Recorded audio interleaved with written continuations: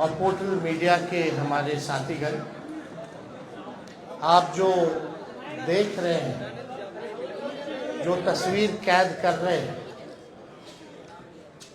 वो बिहार की राजनीति पे एक महत्वपूर्ण चित्र और एक महत्वपूर्ण राजनीतिक तौर पर काफी मजबूत गठबंधन और बिहार की राजनीति के भविष्य को लेकर के आज हम लोगों के बीच मुकेश साहनी जी आए हैं और महागठबंधन में मुकेश साहनी जी का हम स्वागत करते हैं। इन्होंने काफी परिश्रम किया, काफी मेहनत की, अति पिछड़ा समाज को जोड़ने में, उनकी समस्याओं को उठाया, उनके अधिकार के लिए इन्होंने संघर्ष किया और जिस प्रकार से भाजपा के लोगों ने इनके दल को प्रयास करने का, तोड़ने का प्रयास किया, वो हम सब लोगों ने देखा है। तो आज देश में चुनाव हर जगह है, लेकिन हम गारंटी के साथ कह सकते हैं कि जो लोग कल्पना कर रहे हैं और जो लोग नारा लगा रहे हैं 400 पार का, इस बार बिहार की धरती उनको धूल छटाने का काम करेगी। और हमने कई बार कहा है कि बिहार जो है वो चौंकाने वाला रिजल्ट देगा।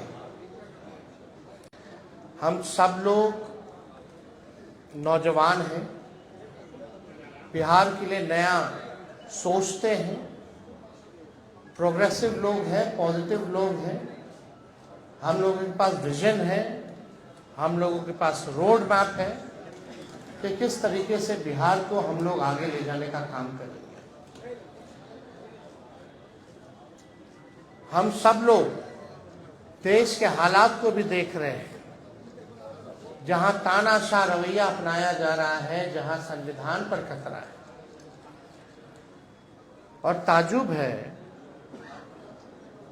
कई लोग, जब हम लोग बोलते थे भाषण में कि भाजपा के लोग जो है संविधान को खत्म करना चाहते हैं, लोकतंत्र को खत्म करना चाहते हैं, इस देश की जो डाइवर्सिटी है उसको खत्म करना चाहते हैं, भाईचारे को खत्म करना चाहते हैं, शांति अमन चैन को भंग करना चाहते हैं, तो कुछ लोग सवाल पूछते थे, कहां से कह रहे हैं कि भाजपा के लोग संविधान खत्म कर रहे हैं।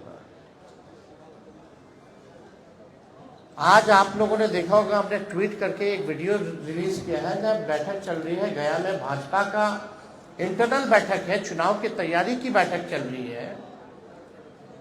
वरिष्ठ नेता भाजपा के, वरिष्ठ मंत्री बिहार सरकार के प्रेम कुमार जी साथ बैठे हैं और उनके सामने एक भाजपा का वरिष्ठ नेता कहता है कि हमको प्रचंड बहुमत चाहिए, 400 पार कराइए और हम लोग संविधान को खत्म कर देंगे। हम लोग ये बताना चाहते हैं कि किसी माई के लाल में दम नहीं जो हमारे देश का संविधान को बदल सके, लोकतंत्र को छीन सके, और जो असली चेहरा जो बीजेपी का है वो सबके सामने वो उजागर हो चुका है।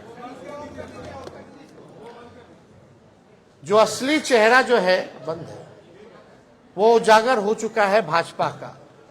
यानी जो बात हम लोग कहते थे कि संविधान और लोकतंत्र पे खतरा है, आज भाजपा के लोग ही जो है भाषण कर रहे हैं, खुल करके बोल रहे हैं कि संविधान को खत्म करना है। ये बाबा साहब अम्बेडकर का लिखा संविधान जो देश को जोड़ने का काम करता है, जहां सामाजिक न्याय के साथ साथ सबका सम्मान है, सबका अधिकार दिया गया है। और जब संविधान खत्म हो जाएगा तो लोकतंत्र खत्म होगा, तो लोकतंत्र खत्म होगा तो वोटिंग खत्म हो जाएगी। जो आप वोट करना चाहते हैं, अब आज चुनते हैं सरकार को, इनका असली एजेंडा है कि उस हिसाब से खत्म हो जाए और एक तानाशाही पूरे देश में जो है वो लागू हो जाए। और कोई पहली बार भाजपा के नेता ने नहीं बोला, दक्षिण भारत में भी भाजपा के लोगों ने बोला, राजस्थान में भी भाजपा के नेता ने बोला, और लगातार ये बिहार में हो रहा है। जब लोग जागरूक हो गए, जब अधिकार के लिए लड़ने लगे, जब दलितों की पार्टियां बनने लगी, जब अति पिछड़ों का पार्टियां बनने लगा, पिछड़ों की पार्टियां बनने लग गई, तो बीजेपी को डर हो गया। इसलिए चाहते हैं कि संविधान को खत्म कर दिया जाए। तो आज बेहद खुशी है कि मुकेश साहनी जी ने आज महागठबंधन जो है उसमें शामिल हुए हैं, और हम सब लोग, पूरा राष्ट्रीय जनता दल परिवार, सभी हमारे महागठबंधन के सभी साथी, इनका हम लोग स्वागत करते हैं। और आप लोग सब लोग जान रहे हैं कि आज शामिल हो रहे हैं ये, लेकिन इससे पहले महागठबंधन में हम लोगों ने सीटों का ऐलान कर दिया है। सीटें बता दी गई हैं, कौन सा सीट कांग्रेस के खाते में गया और कौन सी सीटें जो है लेफ्ट पार्टियों के खाते में गई, और कौन कौन लोग कितने कितने सीटों पर लड़ेगा। तो आज मुकेश साहनी जी ने एक महत्वपूर्ण निर्णय लिया है बिहार के हित के लिए, संविधान और लोकतंत्र आरक्षण को बचाने के लिए। तो हम लोग इनका स्वागत करते हैं, और साथ ही साथ हमारी भी जिम्मेवारी बनती है कि इनको साथ लेकर के हम चलने का काम करें और इनको भी सम्मान दें। तो उसी तर्ज पर, जैसा आप लोगों के जानकारी में है, जैसा महागठबंधन ने ऐलान किया था इसी जगह पे कि 26 सीटें जो हैं राष्ट्रीय जनता दल चुनाव लड़ेगी।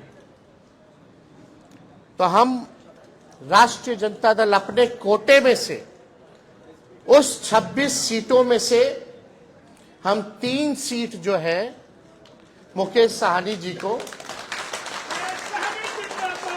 हमारे पार्टी का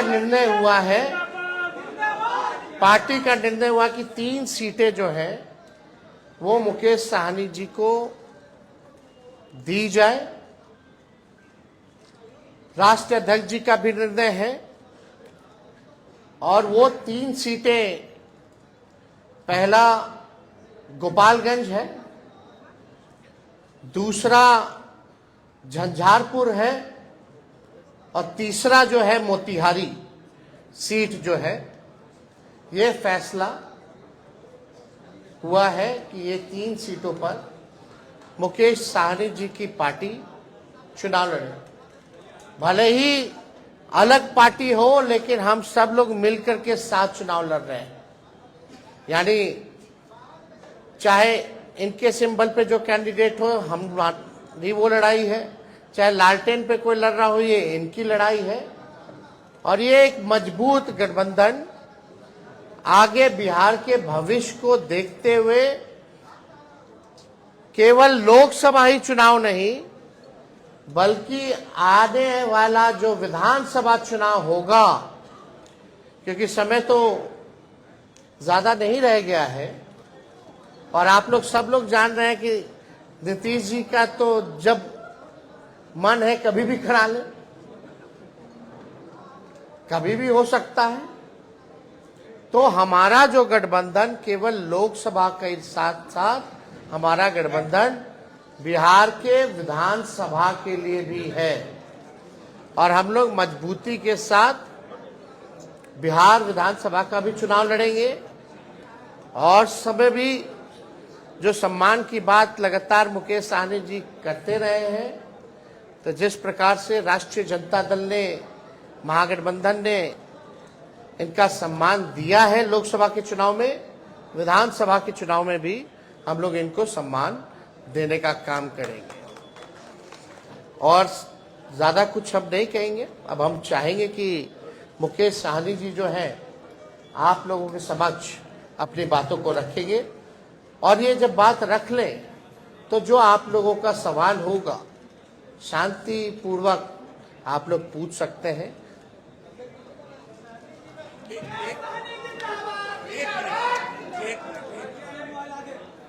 बहुत बहुत धन्यवाद। आज हमारे प्रेस कॉन्फ्रेंस में राष्ट्रीय जनता दल के सभी नेतागण, हमारे वीआईपी पार्टी के सभी वरिष्ठ नेतागण, नेता प्रतिपक्ष हमारे श्री तेजस्वी प्रसाद यादव जी और तमाम हमारे मीडिया के बंधु, आप सभी को बहुत बहुत धन्यवाद। आज हम लोग महागठबंधन, इंडिया गठबंधन के पार्ट हम लोग बने हैं और निर्णय यही है कि आगे लड़ाई लड़ना है। हम लोग हमेशा लालू प्रसाद यादव जी के विचारधारा को मानने वाले लोग हैं। गरीब पिछड़े समाज में जन्म लिए हैं। संघर्ष के बदौलत आज हम लोगों ने अपने मुकाम को हासिल किया है। और जब मैं मुड़ के देखता हूं तो हजारों समस्या हमारे परिवार में, हमारे लोगों के बीच में है। उस समस्या को दूर करने के लिए बॉम्बे के ऐशो आराम जिंदगी को छोड़कर मैं बिहार आया, अपने लोगों के लिए लड़ाई लड़ने लगा, आंदोलन किया। आंदोलन से हमने एक पॉलिटिकल पार्टी बनाया और आपने देखा कि किस तरीके से हमने संघर्ष करने वाले लोग, हम अपने सर उठा के जीने का हमने निर्णय लिया था। और आपने देखा कि भाजपा ने किस तरीके से हमारे विधायक को खरीद लिया, हमारी पार्टी को तोड़ दिया, हमारे सहयोग से बिहार में सरकार बनाई, उस सरकार से हमें बाहर कर दिया। और अब पिछले 2 सालों से संघर्ष में कर रहा हूं, गांव-गांव में घूमकर अपने लोगों को जागरूक कर रहा हूं कि अपने अधिकार के लिए लड़ाई लड़िए। हमारी लड़ाई है कि जब देश एक है, संविधान एक है, देश के प्रधानमंत्री एक है, तो हमारे साथ अन्याय क्यों? जब बंगाल में निषाद समाज के सभी उपजाति, चाहे बिंद हो, बेलदार हो, नुनिया हो, मलाह हो, चाहे हो तियर हो, बनपर हो, गोरी हो, तमाम निषाद के सभी उपजाति को आरक्षण एससी का मिल रहा है।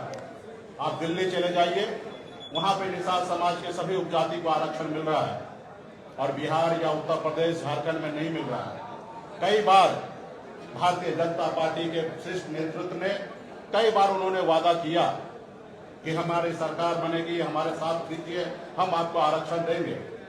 और कई बार हम लोगों ने उनको मदद किया, लेकिन जब उनकी मजबूरी होता है तो हर तरह की बातें करते हैं, और जब उनकी समस्या दूर हो जाता है तो भूल जाते हैं कि मल्ला का बेटा का भी कोई समस्या है, उसको दूर करेंगे। इसलिए हम लोग लड़ाई लड़ रहे हैं। पूरे यूपी, बिहार, झारखंड में अपने लोगों को जागरूक किए। हर लोगों ने हाथ में गंगा जल लेकर संकल्प लिया कि हम अपने आने वाला पीढ़ी के लिए, अपने बच्चे के भविष्य के लिए संघर्ष करेंगे। जैसे हमारे पूर्वज ने कभी इस देश को आजादी दिलाने के लिए संघर्ष किया, उसी तरीके से संघर्ष करेंगे। और आज हम भी उसी रास्ते पे चल रहे हैं। हमने बिहार में तमाम, हमारे कर्पूरी ठाकुर जी हो, हमारे लालू प्रसाद यादव जी हो, स्वर्गीय श्री पासवान जी हो, हमने सबको देखा। अपने लोगों के लिए, अपने हक अधिकार के लिए उन्होंने संघर्ष किया। और मैं भी वही रास्ते पे चलने के लिए आज हम इंडिया गठबंधन में आए हैं। और निश्चित तौर पे 2024 का जो चुनाव होगा उसमें आप सभी को, देश के सभी लोगों को ने, बिहार का जो रिजल्ट आएगा उसमें चौंकाने वाला रिजल्ट होगा। और मजबूती से हम लोग लड़ेंगे।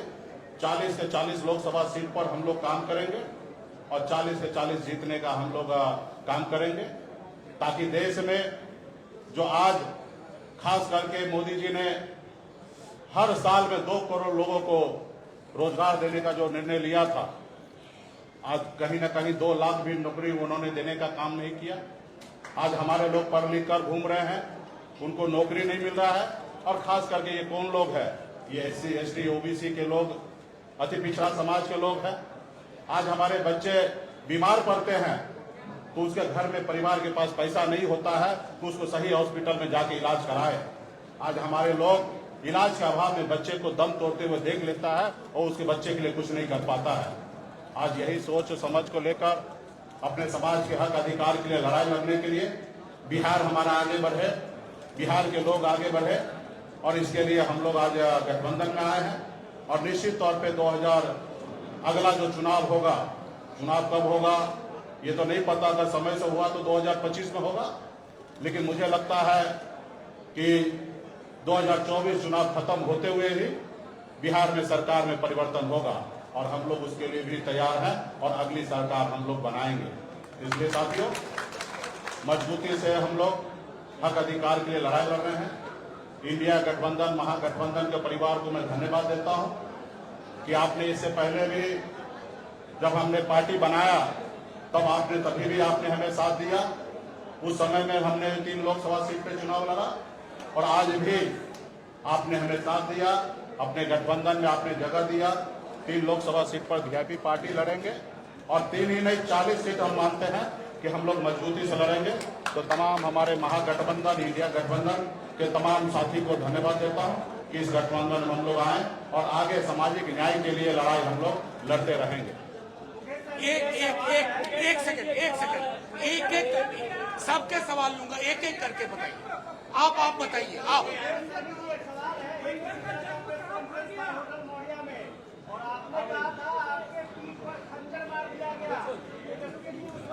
हमें पूरा उम्मीद था कि ये सवाल जरूर आप करेंगे। देखिए, 2 भाई में आपस में नोक-झोंक होता है और हम लोगों को उस समय में जो हुआ वो मेरे लिए भी अच्छा नहीं था, ना ही हमारे छोटे भाई तेजस्वी जी के लिए भी अच्छा था, और उससे हमें भी नुकसान हुआ और महागठबंधन का भी नुकसान हुआ था।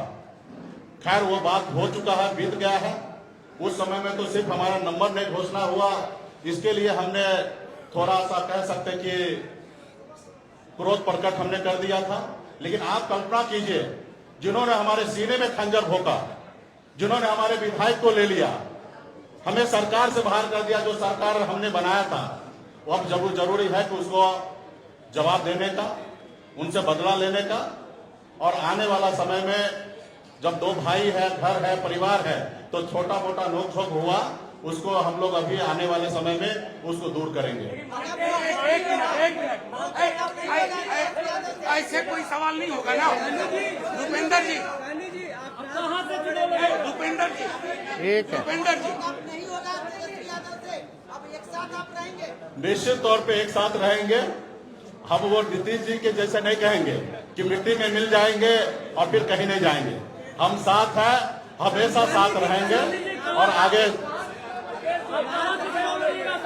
वो समय आएगा, आप लोगों को जानकारी दे दिया जाएगा। पार्टी फोरम पे इस पर चर्चा होगा, कौन सा सीट पर किसको लड़ाना है, कौन पार्टी के पदाधिकारी लड़ेंगे। और हम लोग पिछड़ा समाज के लोग हैं, निश्चित तौर पे हम लोग चुनाव मैदान में हम 40 से 40 सीट जीतने के लिए आए हैं और मजबूती से हम लोग लड़ाई लड़ेंगे। अति पिछड़ों को सम्मानजनक सीट देंगे। लाई आराम से। निश्चित तौर पे हम वही काम पे रहे हैं। हमने पिछले बार भी आपने देखा होगा, हमने कहा 1 सीट लेकर जहर खा लेंगे लेकिन उस गठबंधन में नहीं जाएंगे। हमने निर्णय लिया था, आरक्षण नहीं तो गठबंधन नहीं, गठबंधन नहीं तो वोट नहीं। और वही निर्णय पर, क्योंकि आरक्षण तो केंद्र के सरकार को ही देना था, 10 साल से वही सरकार में है और निश्चित तौर पे हम अपने वादे पे कायम है। और हमारा समाज भी जो हाथ में गंगा जल लेके कसम खाए हैं कि आरक्षण नहीं तो गठबंधन नहीं, उसी पे हम लोग अड़िग रहेंगे और निश्चित तौर पे भाजपा को बिहार से 40 से 40 सीट हम लोग हराने का काम करेंगे। और निश्चित तौर पे जो हमारा आरक्षण की लड़ाई है, निश्चित तौर पे हम राहुल गांधी जी को नेतृत्व में देश में सरकार बनाएंगे, हम अपनी सरकार बनाएंगे और निश्चित तौर पे उसमें जब हमारी सरकार होगा तो निश्चित तौर पे निषाद समाज का आरक्षण लागू होगा।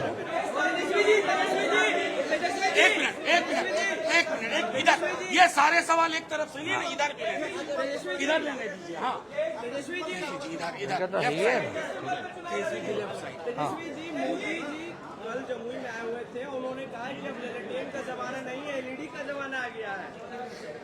एक बात उनको भी समझना चाहिए, लालटेन का काम क्या है? अंधेरे में उजाला करना है ना। और कई पार्टी के अलग अलग सिंबल हैं, तीर भी है, तो तीर क्यों रखे हो भाई? मिसाइल कर लो। अब फूल तो फूले बना रहे हैं लोगों को, जो फूल है वो तो सबको फूल बना रहा है, देश की जनता को, तो उसका क्या उपयोग है? तो एलईडी का जमाना है, इसका जमाना है, लेकिन जरा मोदी जी अपने बगल में अपने साथी माननीय मुख्यमंत्री जी से पूछ लेते हैं कि दुनिया खत्म हो जाएगी, काहेला बोलते हैं? वो किस बात पे बोलते हैं? क्योंकि जमाना हाईटेक हो गया है, उसी बात पे ना मुख्यमंत्री जी कहते हैं फोन ऑन मत चालू करो, फोन पे रहता है सब लोग, अब थोड़ा दिन में दुनिया खत्म हो जाएगा। तो सबसे पहले जो उनके साथी हैं उनको ना समझाना चाहिए उनको। तो ये सब बेकार की बातें। असल बात क्या थी?